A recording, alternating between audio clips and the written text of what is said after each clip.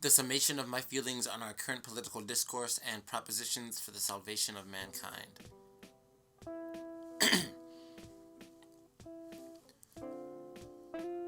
Allow me to introduce you to Sun Ra, the brother from outer space, conductor of the legendary orchestra, spiritual father of the P-Funk mothership.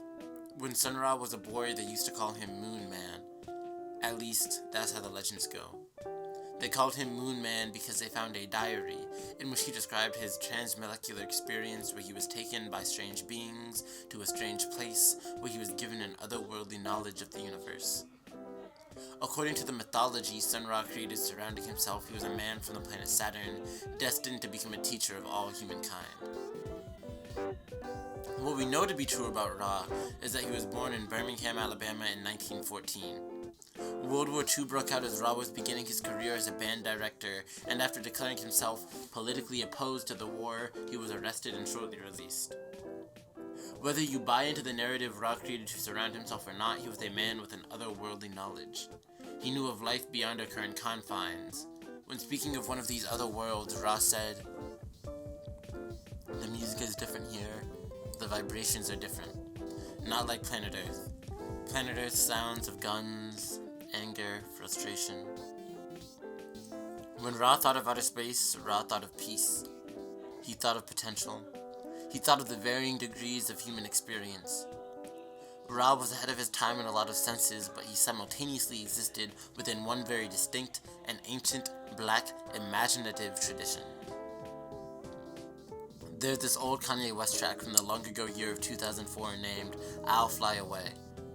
It's really a cover of Al B. Brumley's hymn written in 1929, and it goes something like, "One glad morning, when this life is over, I'll fly away to a land where joys will never end. I'll fly away."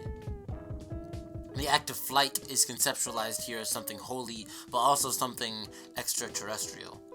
While Brumley was probably referring to the idea of heaven as a sort of spiritual physical realm that one can occupy, he does quite literally understand heaven as a place where the joys never end.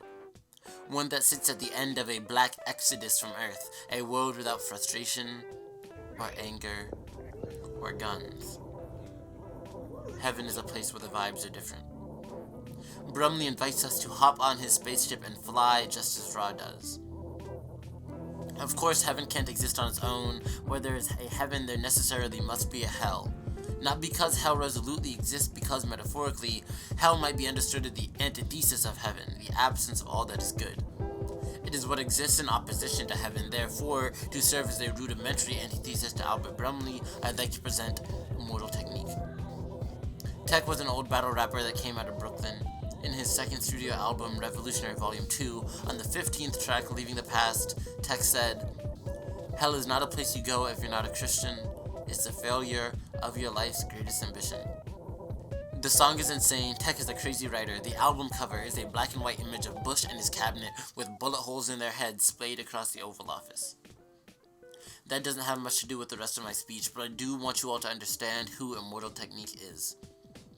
He stopped rapping a while ago, but he spent the time since then organizing food drives in New York City, getting goods, clothes, and food to those who need them. Tech is a child of revolution. Therefore, when he talks about hell, he talks about a concept that exists in radical opposition to the bastardized concept pushed upon us by the church. It's not a place you go if you're not a Christian. To be in hell is to have failed at everything you desire. It is to live in a world where nothing is right. So then, now we have a heaven and a hell, two realms of human potential, one where all is good, where all is happy, where elation reigns supreme, a place black people are destined to occupy, and one where you can never even hope to become yourself. This is what Sun Ra was talking about. He went to heaven. In outer space, he saw divinity and found a world where the vibrations are calm and the sounds are beautiful, and humans are allowed to be human beings. Alas, if Sun Ra's experience on the planet Saturn was heaven, then hell could be understood as what he said that in juxtaposition with the planet Earth. I'll keep this section brief for the sake of avoiding 21st century doomerisms, but essentially, the planet Earth is really quite massively fucked up. We're in the midst of a global climate crisis. We've created weapons with unimaginable destructive capabilities. War and domination continue to run amok. Capitalism is fascism in disguise, and that is the economic system that the overwhelming majority of the world suffers under. Assuming, hypothetically, you could quantify the suffering and joy of the world and add it all into some net calculation, certainly you would find that the world as a whole is washed. We exist in a time of immense suffering, inequity, and exploitation. We should all be able to agree on that, but of course we can't, because while some people starve and freeze on the streets of New York, others sit in penthouses. And what part of life is hellish for those with wealth? You would assume that with a large enough apartment, and a soft enough bed, and a fast enough car, anybody would be in bliss. I don't think this is fair, though, because dentists and surgeons kill themselves more than any other profession, because you can never have enough money, because cocaine destroys your brain. The ruling class cannot be happy. However, the world is necessarily stratified. No matter how you slice it, there is an apparent divide between the upper and lower caste. There is a complete and utter separation between the world's top 1% and bottom 1%. A separation so vast that at times their worlds seem entirely unconnected. As I mentioned earlier, part of Ra's personal project was creating mythology around himself and his existence. He turned his life into a mythologized narrative that transcended what some felt possible. He wasn't just a boy from Alabama, this was Moon Man. But Ra isn't all that strange in this. Everybody creates mythologies for themselves. I'm from, well, at least that's where my family stays. I went to one of the high schools in the area, and there's this story my dad tells my younger brother, who plays basketball. His freshman year of high school, the coach cut him from the team, so he worked his ass off and became the best basketball player of all time. The character arc is wild. He overcomes so much adversity, he becomes the GOAT. It's a lot like Naruto in some ways. In reality, I think the story went something more like the coach refused to start freshman, but was really good, and he was upset about that for like 20 plus years. Which is like, okay, valid, but that's not a superhero origin story. That's not superstar material. A narrative has to be written, a mythology has to be built. That's how Kobe became the legend that he is. His name was bigger than who he was, it was an exclamation. This is why we get LeBron James, the kid from Akron, Giannis, the Greek Africa, bringing his whole family to the NBA with him, Elon Musk, the self-made billionaire, Kylie Jenner, the first female to earn $1 billion, all on her own. Which just isn't true, right? She got the billion, but it wasn't on her own. She got money from her parents and her family and her sisters, of course. She got OJ money, right? But more than anything, to get $1 billion, there have to be a whole lot of other people involved in your story. So let's think about the flip.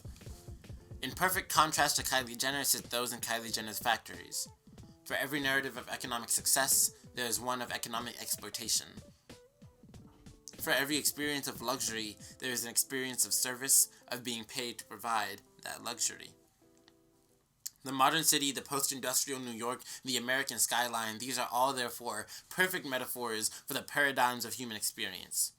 Narrative stacked atop narrative, mythologies overlaying contradictory mythologies. All stories exist simultaneously to one another.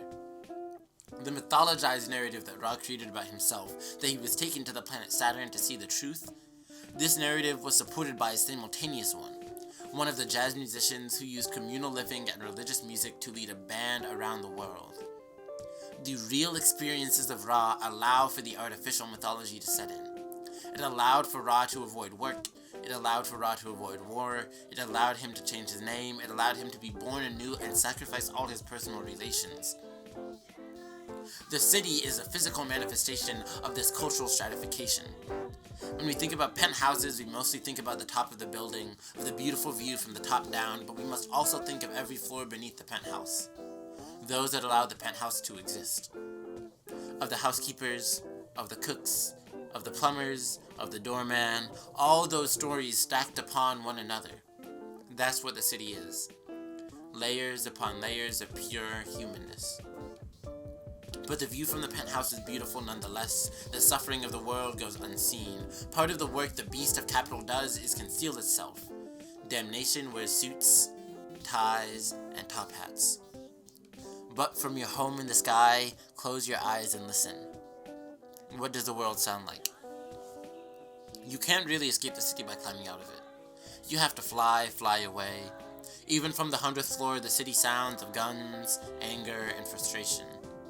Not of a literally constant violence, but the summation of the inevitable frustration born from a broken world. What Nathaniel Mackey would call the black sounds resonate beyond borders. Sound extends beyond reality. Sound travels from beyond what we can see. Sound allows us to articulate, to give form to the invisible. By closing your eyes and listening to black soul songs, to black love-making music, to the sounds of the people, we can hear the world in its entirety. To bring us back to where we began, no matter where you are on planet Earth, the world will sound of everything Sun Ra hated. The vibes would be completely wrong. To be on planet Earth is to be trapped in hell, whether you're straight or gay, whether you're cis or queer, rich or poor, whether you're white or a person of marvelous color, we have a common experience.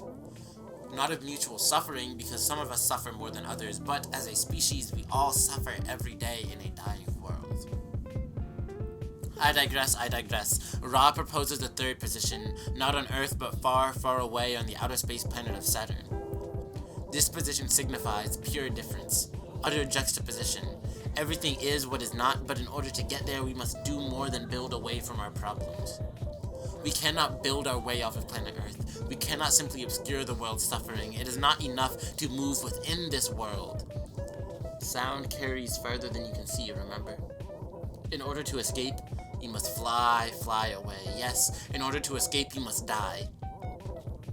Of course, that's not enough. It's not just one person, but everyone who must reach into heaven and bring it back with them. You and everything around you must be destroyed. Worlds of unimagined potential sit just around the corner. The only thing holding us back is the city. The only thing holding us back is the infrastructure. The only thing holding us back are our current institutions.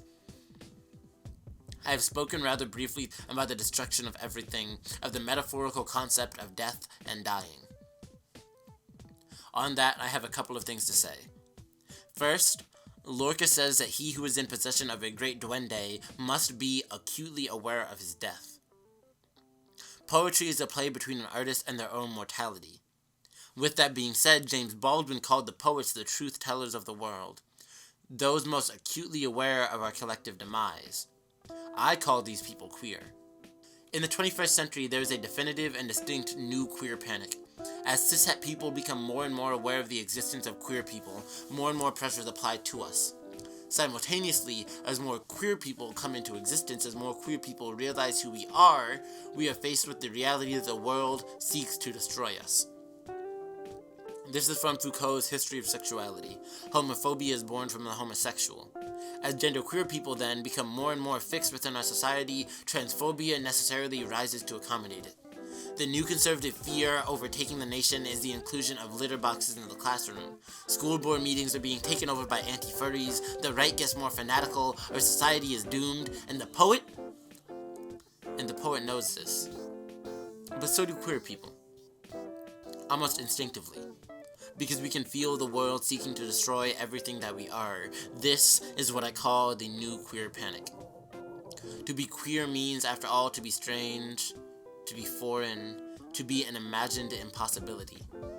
Being trans means to be anti-science, anti-biology, anti-reproduction. It's all stuff that should be impossible. Queerness is about defying possibilities. The only modes for human experience are man or woman, dominator or dominatee, penetrator or penetrated. Those are the only two possibilities. But queer people are more complex than that. I mean, everyone is, but when you don't fit into pre-existing categories, when you have an utter disregard for everything that is, when you start realizing that all of it is bullshit anyways, this is what we commonly call a queer awakening. It's the realization that not only is your love supposed to be impossible, but everyone else is as well. No one is really cishet. Like, biologically speaking, no one is straight, no one is bi, unless you're transphobic. This is a pretty controversial opinion, admittedly, and it's definitely pretty underdeveloped, but the way I see it, if you can love a woman or a man, and we understand that gender is fluid, not that they are gender fluid, but that everyone's gender is fluid, then you could love that exact same person with a different set of genitalia or pronouns. You could love a woman, and if that woman had a dick, you could love her too. Or maybe you're transphobic, or maybe genitalia is just where you draw the line, but in that case, could you love a man if he had a wet enough pussy? Death means breaking all this down. Death means destroying the borders between things, everything. That means breaking down the lines between sexualities, between genders, between races. These are all the things stopping us from becoming human beings. In order for us to reach heaven, we must destroy all the walls around us. But it's not enough for one person to realize that every existing structure is destructive and toxic. It's not enough for one person to be liberated. Creating heaven means all of us experiencing ego death together. The lines between us must be destroyed. We must exist in a perpetual state of pure being. Therefore, I propose 5 solutions to all the world's ills. 1. Low-income housing for homosexuals, especially along the West Coast. 2. The abolition of bisexuality and criminal punishment for bisexual sympathizers. 3. State recognition of MTM trans men and FDF trans women. 4. The reinstatement of Instagram poet and DJ at T4Tivali, banned for posting her girl dick and a poem. 5. Forced re-education for all my political opposition. Thank you and good night.